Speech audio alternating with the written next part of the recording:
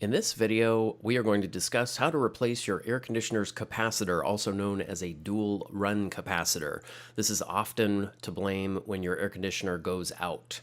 Before you begin, read this list and have the following items on hand. This can be dangerous, so use your own good judgment.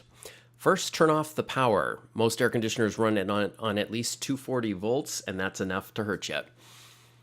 Open the plate in the back of your air conditioner and reveal the area where the capacitor is stored. A capacitor is not unlike a battery, but different in the sense that it doesn't have polarity and it can only store electricity for the short term. That's the capacitor, the thing that looks like a big cylinder, and you'll want to take a picture so that you get the wiring correct.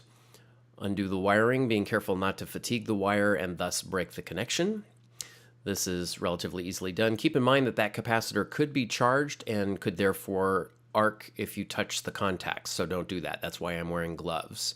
The next step is to fault the capacitor or to short circuit the capacitor so that any stored charge is left out. That arrow indicates the orientation of the capacitor. Most replacement capacitors will have a similar mark that tells you how to orient the capacitor and therefore plug things in correctly. You'll need a multimeter that can perform capacitance measurements. Capacitance is measured in farads. In this case, this one goes up to 100 millifarads.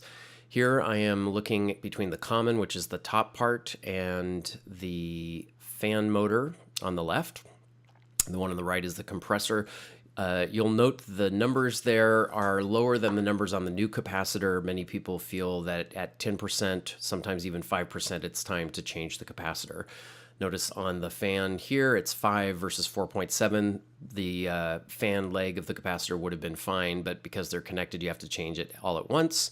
In this case, 35.97, rated at 35 plus or minus 6%.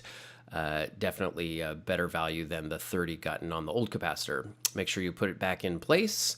Consult your picture to determine where the wires go and plug those wires back in the top. At this point, the new capacitor will not have had any charge. There's no reason for you to have to short it to relieve charge. The charge would not have lasted that long anyway. So all the leads are put in place, confirmed. You might want to cinch them on a couple of times. That'll help get rid of any corrosion. And then put the plate slash cover back. This is a relatively straightforward process. As you can see, the holes in this thing are not all lined up. That's just the way it was manufactured. The 4 that I took out are aligned the way they were originally placed. Once that's done, you just need to turn the switch back on and confirm that your air conditioning works. As long as it does, you've done the right thing and you can pat yourself on the back for a job well done.